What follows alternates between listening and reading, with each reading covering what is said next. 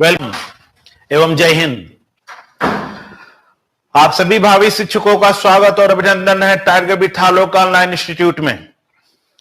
जय हिंद इसलिए कि आज कारगिल दिवस है। आज के 20 साल पहले कारगिल में बहुत कुछ हो गया था, आप सब जानते हैं। एक बार उन शहीदों को भी नमन करने के लिए जय अनायास ही मुंह से निकल गया। भावी शिक्षकों, आप सबको मेरा प्रणाम है। कल हमने जो है कि सिलेबस पर चर्चा की थी।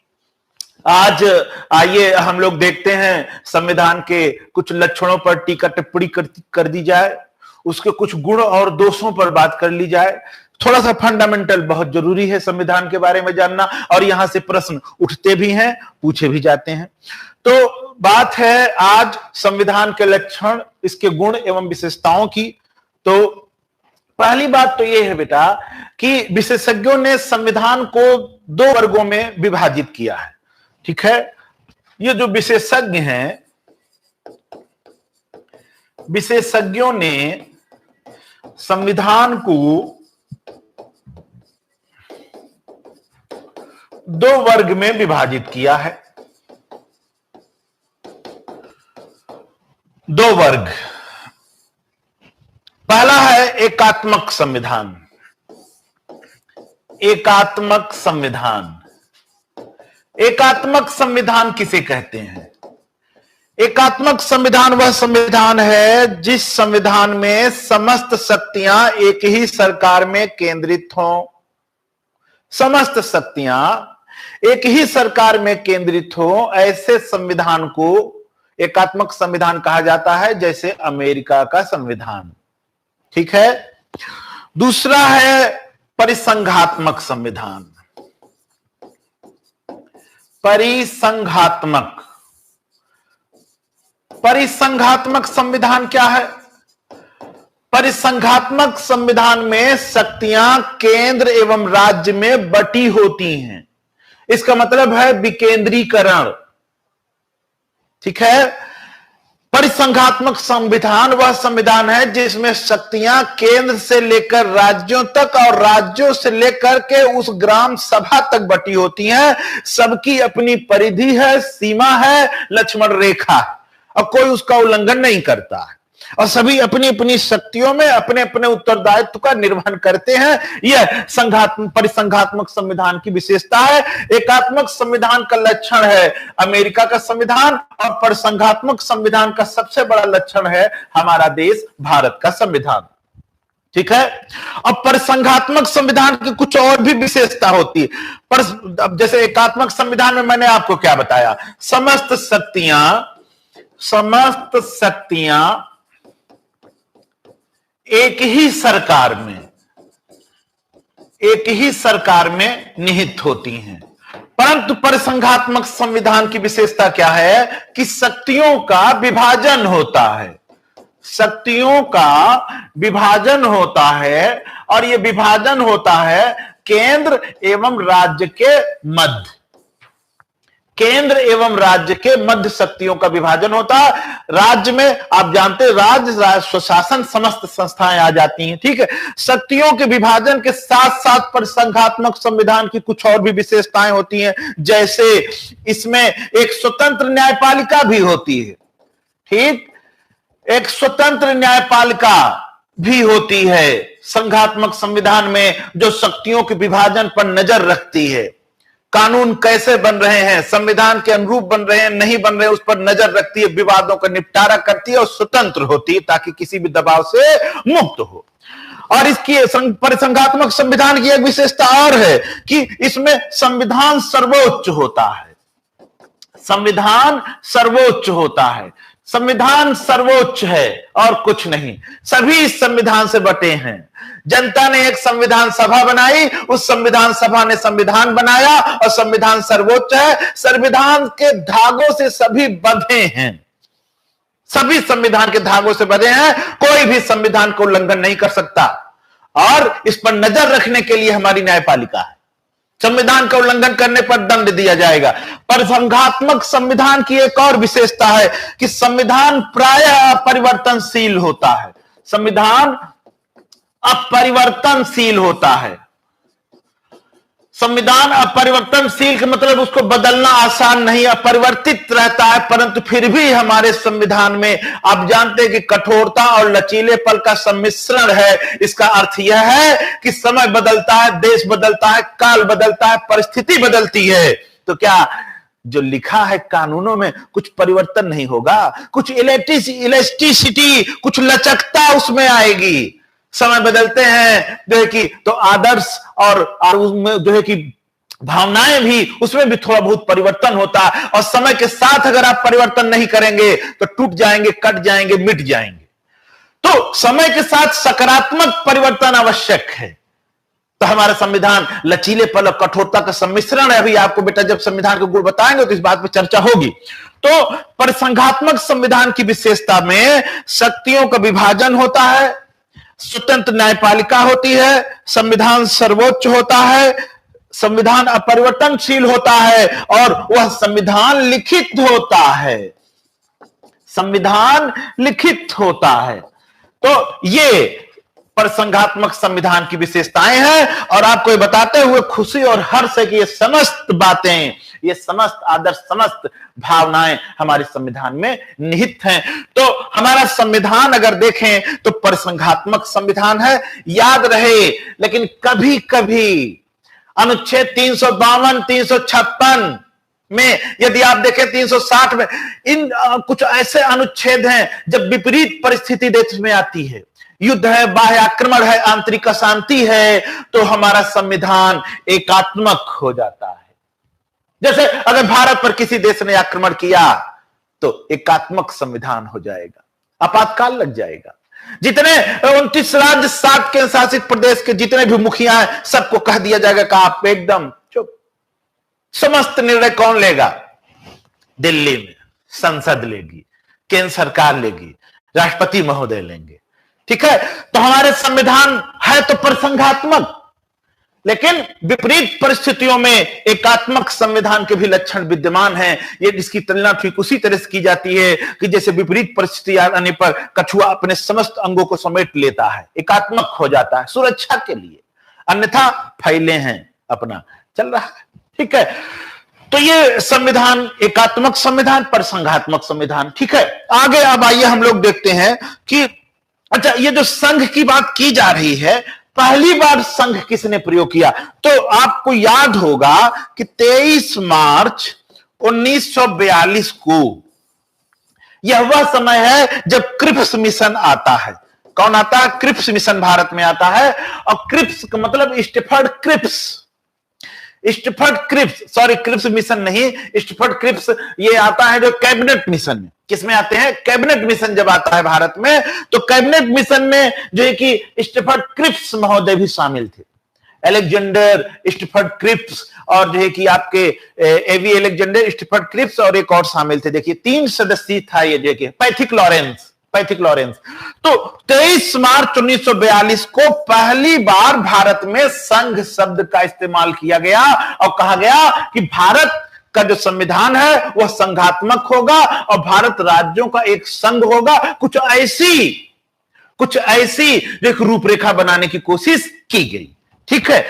तो अब आइए हम लोग देखते हैं कि हमारे संविधान के लक्षण क्या है, गुण और दोष क्या है। हमारे संविधान के लक्षण, लक्षण कह लीजिए, विशेषता कह लीजिए, या इसको गुण कह लीजिए, सभी एक ही सिक्के के पहलू हैं। ठीक है। तो आइए गुणों पे बात की जाए। पहली बात यह है कि हमारा संविधान एक विशाल संविधान है। कैसा संविधान है? एक विशाल संविधान है। विशाल संविधान क्यों है? विशाल संविधान इसलिए है कि एक ही संविधान केंद्र सरकार के लिए भी है और राज्यों के लिए भी है। और भारत में 29 राज्य, 7 केंद्र शासित प्रदेश हैं, सबके लिए एक ही संविधान में लिखा गया है और सभी उसी संविधान से परिचालित और नियंत्रित होते हैं। तो बड़ा नहीं होगा? बड़ा होगा, विशाल होगा। हमारे संविधान में 395 अनुच्छेद, 22 भाग, 12 अनुसूचियां हैं, जबकि मूल संविधान में केवल 8 ही अनुसूचियां थी। 395। अब उस तरह से तो देखिए, अगर उसमें परंतु को जितने सब आर्टिकल, क्लास, सब कुछ जोड़ दीजिए तो संविधान में अनुच्छेदों की संख्या 450 से अधिक है। अनुसूचियां भी देखिए बदली। तो समय के साथ हमने आपको बताया कि संविधान बदला है। संविधान समय के अनुकूल अपने को बनाने की कोशिश की जाती है, और समय अनुकूल नहीं होंगे तो चीजें उबाऊ हो जाती हैं। तो विशाल संविधान, ये बहुत बड़ी बात है। तो हमारे संविधान में 395 अनुच्छेद, 22 भाग, 12 अनुसूचियां, केंद्र राज्यों के लिए, सबके लिए एक विस्तृत प्रलेख है, लिखा गया है। तो बड़ा तो होगा, विशाल होगा। ये इसकी दूसरी विशेषता आप देखेंगे कि हमारे संविधान में प्रभुत्व संपन्न,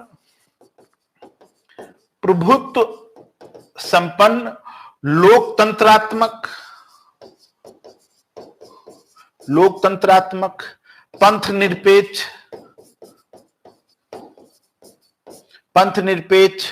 समाजवादी, गणराज्य की कल्पना की गई। प्रभुत्व संपन्न, लोकतंत्रात्मक, पंथ निरपेक्ष, समाजवादी, गणराज्य की कल्पना की। प्रभुत्व संपन्न का क्या मतलब होता है कि यह बाह्य नियंत्रण से मुक्त है। हमारा संविधान, हमारा देश बाह्य नियंत्रण से मुक्त है। हम किसी भी बाहरी देश के दबाव में झुक नहीं सकते। हमारी समस्त नीतियां हमारा देश बनाता है, हमारी जनता सर्वोच्च है, ही और वो कानून बनाते हैं, और हम किसी विदेशी प्रभाव में हम नहीं आते हैं। हमारी प्रभुसत्ता हमारे देश के अंदर है, जनता का शासन है, सीधी सी बात है। तो प्रभुसत्ता किसके हाथ में? जनता के हाथ में। जनता सरकारें उलट पलट सकती है। तो बाह्य नियंत्रण से मुक्त हम हैं। 1947 के पहले हम प्रभुत्व संपन्न नहीं थे, लेकिन हमारा 1947 बाद हम आजाद हुए, 1950 में संविधान हमारा लागू हुआ। तो लोकतंत्रात्मक का क्या मतलब है कि ये लोक का शासन है। लोक मतलब जनता, लोक मतलब जनता का शासन है। जनता का शासन अब्राहम लिंकन ने बहुत खूबसूरती से चंद लाइनों में इसे परिभाषित कर दिया। जनता द्वारा, जनता के लिए, जनता का शासन। ठीक है, to the people, by the people, for the people. जनता हमारी, जनता का तंत्र है। जनता ही, ये तंत्र कौन बनाता है? जनता द्वारा चुने गए प्रतिनिधि ये तंत्र बनाते हैं। तो इसे जनतंत्र कह लीजिए, लोकतंत्र कह लीजिए। ठीक है। पंथ निरपेक्षता का क्या मतलब है कि हमारे देश का कोई राजधर्म नहीं है। देश का कोई राजधर्म नहीं है। देश का कोई राजधर्म नहीं है। देश का कोई राजधर्म नहीं है। ये किसी भी, इसके लिए सभी धर्म समान हैं। इसके लिए क्या है कि सभी धर्म एक समान है। राज्य किसी भी एक धर्म को जो है कि पुष्ट नहीं करेगा, मानेगा नहीं। इसके लिए सभी धर्म, हिंदू, मुस्लिम, सिख, ईसाई, आपस में सब भाई भाई, हमें कोई मतलब नहीं है। आपको जो मर्जी उस धर्म का पालन कीजिए, उस धर्म के अनुसार अपने आप को शिक्षित कीजिए, दीक्षित कीजिए, आप जैसा चाहते हैं वैसा कीजिए। हम देश इसमें कोई हस्तक्षेप बेटा करेगा नहीं। तो पंथ निरपेक्षता का मतलब है कि कोई जो है कि हमारा जो है कि हमारा जो देश है किसी भी धर्म को सपोर्ट नहीं करेगा, बल्कि सभी धर्मों को एक समान मान के सभी धर्मों को सपोर्ट करेगा। ठीक है। समाजवादी का क्या मतलब है? समाजवादी का मतलब है कि सबको बराबरी का अधिकार हो। सबको बराबरी का अधिकार हो। समाज का मतलब ही होता है बराबर। सम माने इक्वल, जन माने जन, जहां पर सबको बराबरी का अधिकार, कोई भी जन्म, मूल वंश, जात, लिंग, भेद, धर्म, किसी के भी नाम पर कोई भेद नहीं होगा। समाजवाद होगा, सब भाई भाई हैं, सब बराबर हैं, सब एक ही लेवल, एक ही प्लेटफॉर्म से सबको एक नजर से देखा जाएगा। समाजवाद। और गणराज्य का मतलब है कि हमारे देश का जो संवैधानिक प्रमुख है वह वंशानुगत नहीं होगा। मतलब जो संवैधानिक प्रमुख है वह वंशानुगत नहीं होगा, वंशानुगत नहीं होगा, बल्कि चुना जाएगा। हमारे देश के राष्ट्रपति, हमारे देश के संवैधानिक प्रमुख हैं, वंशानुगत नहीं, उनका चुनाव होता है। हम लोकतंत्र भी हैं, गणतंत्र भी है। ब्रिटेन लोकतंत्र है परंतु गणतंत्र नहीं है, क्योंकि वहां पर जो संवैधानिक प्रमुख है वो रानी महोदय है, रानी मोहतरमा है, और उनका चुनाव नहीं होता, वो वंशानुगत है। रानी इससे पहले भी लोग थे उन्हीं के वंश के, और रानी के बाद भी उनके बेटा बेटी पोता पोती आएंगे। ठीक, तो ये हमारे संविधान की दूसरी विशेषता है कि हम प्रभुत्व संपन्न हैं, लोकतंत्रात्मक हैं, पंथ निरपेक्ष हैं, समाजवादी हैं, और हम गणराज्य भी हैं। बहुत बड़ी बात है। आइए इसकी तीसरी विशेषता देखते हैं। ये तीसरी विशेषता के रूप में हमारी एक संघात्मक सरकार है। हमारी एक संघात्मक सरकार है, और संघात्मक सरकार का मतलब क्या होता है बेटा? संघात्मक सरकार का मतलब होता है कि हमारे यहां जो वास्तविक कार्यपालिका है और नाम मात्र की कार्यपालिका है, दोनों अलग अलग है। जैसे वास्तविक कार्यपालिका की शक्ति और नाम मात्र की, नाम मात्र मतलब औपचारिक कार्यपालिका, दोनों अलग अलग हैं। वास्तविक कार्यपालिका की अगर बात करेंगे आप, तो वास्तविक कार्यपालिका कौन चुनती है? जनता चुनती है। जनता के हाथ में वास्तविक कार्यपालिका है। इसका मतलब है कि जनता द्वारा चुने गए प्रतिनिधियों के हाथ में वास्तविक कार्यपालिका है। जनता संसद को चुनती है और संसद ही सरकार बनाती है, तो सरकार के हाथ में वास्तविक कार्यपालिका है। हमारे यहां नाम मात्र औपचारिक कार्यपालिका कौन है? राष्ट्रपति महोदय। ठीक है, राष्ट्रपति महोदय नाम मात्र की कार्यपालिका है। राष्ट्रपति की समस्त शक्तियों का प्रयोग कौन करता है? प्रधानमंत्री महोदय करते हैं। नाम उन्हीं का रहता है, लेकिन प्रयोग करते हैं कौन? प्रधानमंत्री महोदय। प्रधानमंत्री, मंत्रिपरिषद संसद के प्रति सभी उत्तरदायी है। संसद आपके जो है जनता के प्रति उत्तरदायी है। तो सबसे बड़ी तो जनता हो गई ना। तो जनता ने जिसको चुना वही वास्तविक कार्यपालिका होगा, याद रखिएगा।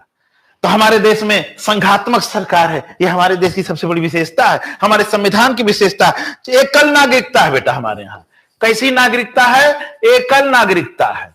एकल नागरिकता का क्या मतलब होता है? एकल नागरिकता का मतलब होता है कि हमारे देश में 29 राज्य, 7 केंद्र शासित प्रदेश हैं। ऐसा नहीं है कि संघ की नागरिकता अलग है और राज्यों की नागरिकता अलग है ना। संघ और राज्य की एक ही नागरिक है, एक ही नागरिकता है, सभी भारत के नागरिक हैं। अमेरिका में ऐसा नहीं है, अमेरिका में दोहरी नागरिकता है। USA, United states of America की नागरिकता अलग है, और उसमें जितने देश जुड़े हैं उन सबकी अलग अलग नागरिकता है। लेकिन इसका एक अपवाद भारत में भी है, जम्मू कश्मीर के नागरिक जम्मू कश्मीर का नागरिक भी है और भारत का भी नागरिक है। तो अपवाद स्वरूप जम्मू कश्मीर में आप जानते हैं धारा 370 है, 51 है, तो उसमें कहा गया है ये सारी बातें। तो जम्मू कश्मीर की अगर कन्या अगर जम्मू कश्मीर के अतिरिक्त किसी अन्य जो है प्रदेश के नागरिक से विवाह कर लेती है, तो उसकी जम्मू कश्मीर की नागरिकता चली जाएगी, और जम्मू कश्मीर की सरकार उसको जो जो सुविधाएं प्रदान करती है वो कट हो जाएंगी। तो वो अलग थोड़ा सा अपवाद स्वरूप मैटर है। इसके अतिरिक्त भारत में जितने प्रांत और केंद्र शासित प्रदेश है, सभी के लिए केवल एक नागरिकता है, एकहरी नागरिकता। ठीक है, एकहरी नागरिकता। और एकहरी नागरिकता अनुच्छेद 2 में 5 से 11 अनुच्छेद भाग 2 संविधान के भाग 2 के अनुच्छेद 5 से 11 के बीच में नागरिकता की सारी बातें की गई हैं। एकल नागरिकता का वर्णन भाग 2 अनुच्छेद 5 से 11 के बीच किया गया है। इसके बाद आप हमारे संविधान की 5वीं विशेषता लक्षण देखेंगे, तो हमारे संविधान में बेटा मूल अधिकारों का वर्णन किया गया है, और ये अपने आप में बहुत बड़ी बात है। मूल अधिकारों का वर्णन भाग 3 अनुच्छेद 12 से 35, भाग 3 अनुच्छेद 12 से अनुच्छेद 35। इसका क्या मतलब होता है? इसका मतलब होता है कि हमारा संविधान अपने नागरिकों को संरक्षण प्रदान करता है, उनको अधिकार देता ही नहीं बल्कि उन अधिकारों की रक्षा के लिए उसने लिखा है कि यदि मूल अधिकारों का संरक्षण होता है और कोई उसका हनन करता है, तो आप डायरेक्ट उसकी शिकायत कहां कर सकते हैं? सुप्रीम कोर्ट में, डायरेक्ट बगैर अपील के। हाई कोर्ट, सुप्रीम कोर्ट में डायरेक्ट आप जा सकते हैं। पहले मूल अधिकारों की संख्या 7 थी, संपत्ति का अधिकार काट के इस समय 6 हो गई है। डिटेल में इसकी चर्चा की जाएगी। यह भी हमारे मूल अधिकार सबसे बड़ी बात है हमारे संविधान की। हमारे संविधान की जो 6वीं विशेषता है वह हमारे संविधान में नीति निर्देशक तत्व समाये हैं।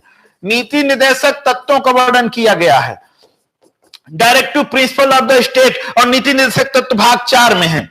संविधान के भाग 4 अनुच्छेद 36 से अनुच्छेद 51 के बीच नीति निर्देशक तत्व है। और नीति निर्देशक तत्व का मतलब है कि हमारे देश की जो सरकारें हैं वो नीतियां बनाते समय अपनी इन निर्देशक तत्वों का ध्यान रखेंगी। ये आदर्श है, सिद्धांत हैं कि हमें कैसा भारत चाहिए, हम अपने नागरिकों को कौन कौन सी सुविधाएं देना चाहते हैं। तो जब भी सरकारें अपनी नीतियां बनाए, इन निर्देशक तत्वों को, ये एक हिसाब से कहिए कि बहुत ही पवित्र शब्द है, पवित्र आत्मा इनको कहा जाता है। तो ये निर्देशित करते हैं कि आपकी नीतियां कैसी होनी चाहिए। ठीक है, तो नीति निर्देशक तत्वों का वर्णन भाग 4 अनुच्छेद 36 से 51 के बीच किया गया है। 7वीं विशेषता हमारे संविधान की एक, हमारे संविधान में मूल कर्तव्य भी समाया है। मूल कर्तव्य भी हमारे संविधान में समाया है। इसका मतलब है कि देश ने आपको अधिकार दिए हैं, तो आपके कुछ कर्तव्य भी तो हैं, आप उन कर्तव्यों का पालन कीजिए।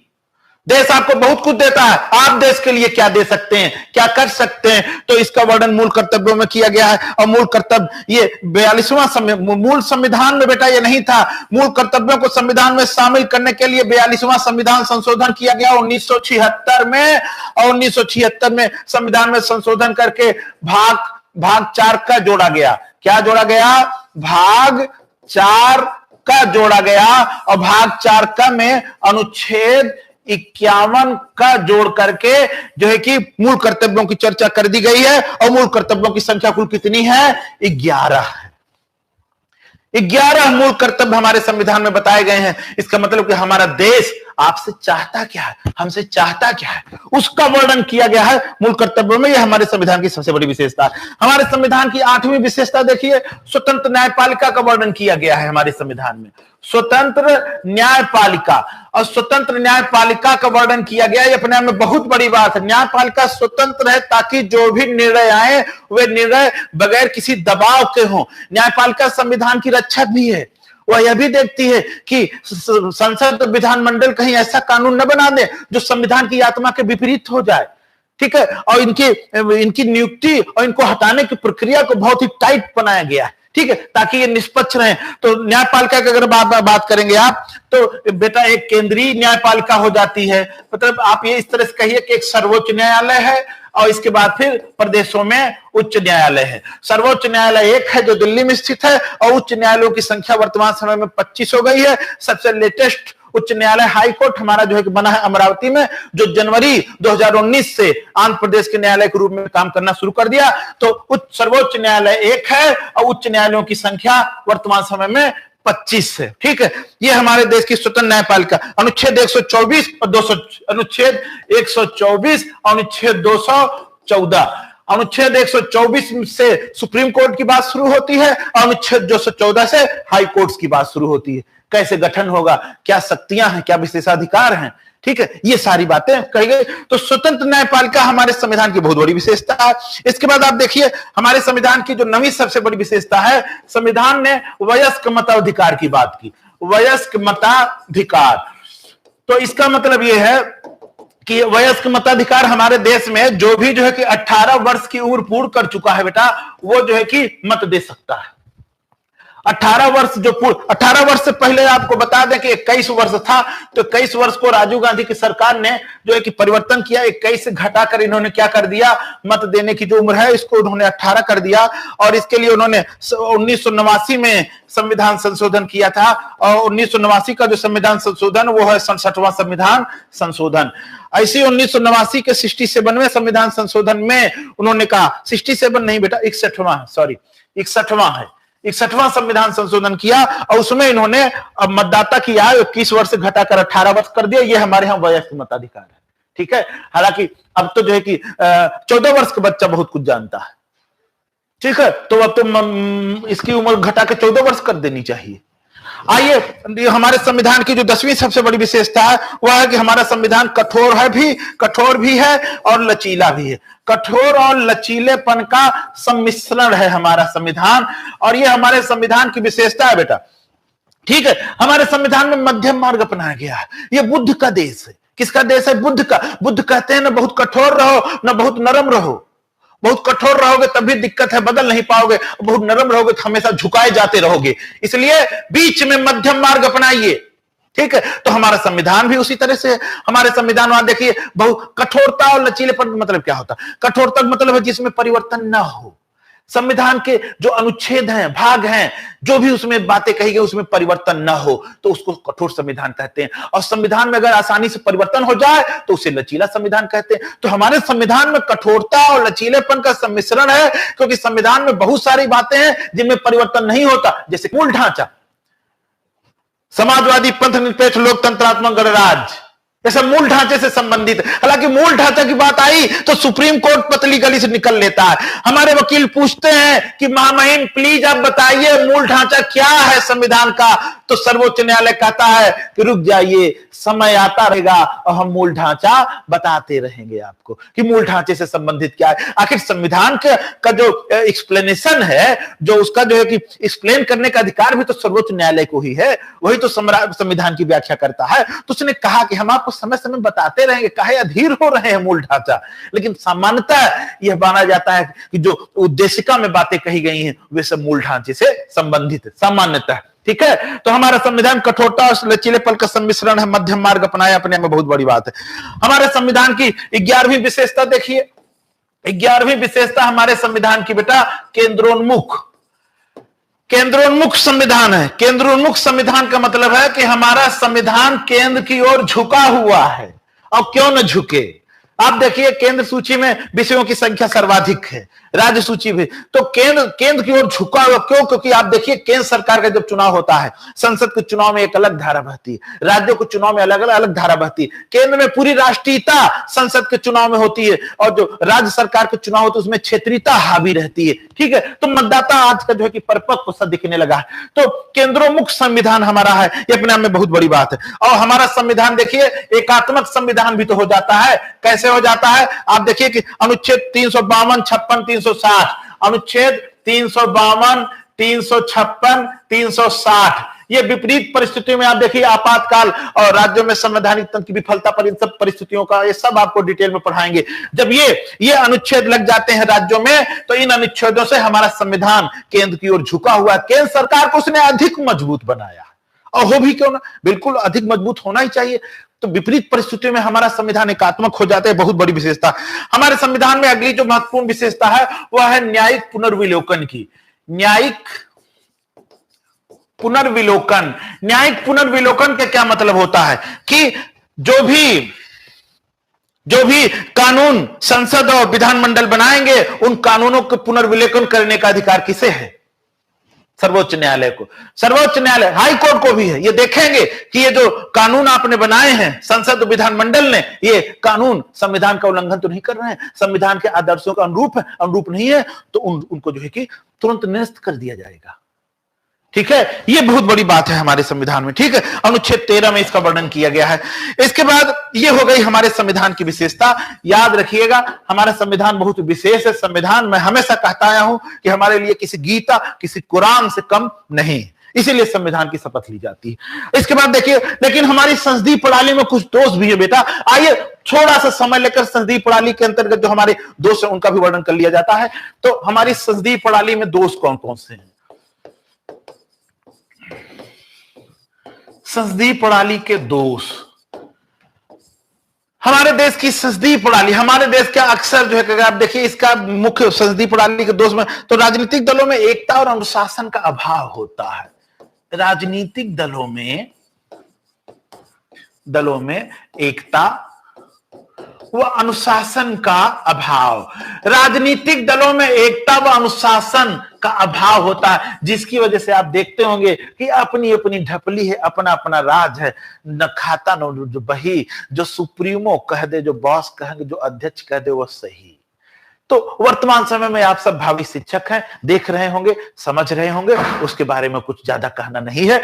दूसरी हमारी दोष क्या है? दूसरा दोष हमारा दल बदल है। दल बदल है, आप देखिए अभी कर्नाटक में क्या हुआ, कर्नाटक में क्या हुआ, आप इस तरह से सत्ता के लिए दल बदल चलता रहता है, इससे संविधान की आत्मा तकलीफ होती है। दल बदल होता रहता है, लोगों की जो है कि भावनाएं बदलती रहती हैं, लोगों के आदर्श बदल जाते हैं जो है कि, तो दल बदल भी, क्षेत्रीय दल भी बहुत ज्यादा आ गए हैं।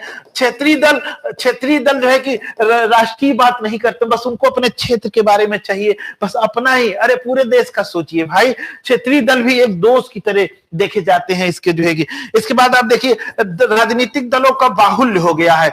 इतने दल हमारे देश में हैं कि पूछिए नहीं। लोकतंत्र आप ब्रिटेन में देखिए केवल 2 दलीय व्यवस्था है, कंजर्वेटिव पार्टी है, लेबर पार्टी। परंतु हमारे देश में इतने दल है कि पूछिए नहीं। कुछ जो है कि कुछ को जो है कि मान्यता प्राप्त है, कुछ गैर मान्यता प्राप्त दल है। तो इसके बाद तीसरी बात, हमारे देश के जो मतदाता हैं कभी कभी वो भी अपरिपक्व होते हैं। मतदाताओं की अपरिपक्वता, तो मतदाताओं की अपरिपक्वता कब सामने आती है? अपरिपक्वता कि पता चला लहर में वोट दे रहे हैं, लहर में वोट दे रहे हैं। कैसा प्रतिनिधि चाहिए? जाति देख रहे हैं कि धर्म देख रहे हैं कि रिश्तेदारी जोड़ रहे हैं कि देश के संविधान में, देश में जो है कि जो संसद विधानमंडल में कानून बनाने वाले लोगों को बैठा रहे हैं। तो जाति और धर्म की बात मत कीजिए, यह देश के लिए कोड होता है। तो मतदाता की अपरिपक्वता भी कभी कभी सामने आती है कि कैसे अच्छे लोगों को हरा देते हैं। तमाम आप देखिए बहुत सारे। तो ये, और दूसरी हमारे इसका सबसे बड़ा दोष कि अपराधीकरण, राजनीति का अपराधीकरण, यह भी एक दोष है। तो अपराधीकरण आप देखिए, संसद में बहुत सारे अपराधी बैठे हुए, तमाम मुकदमे उनके ऊपर चल रहे हैं।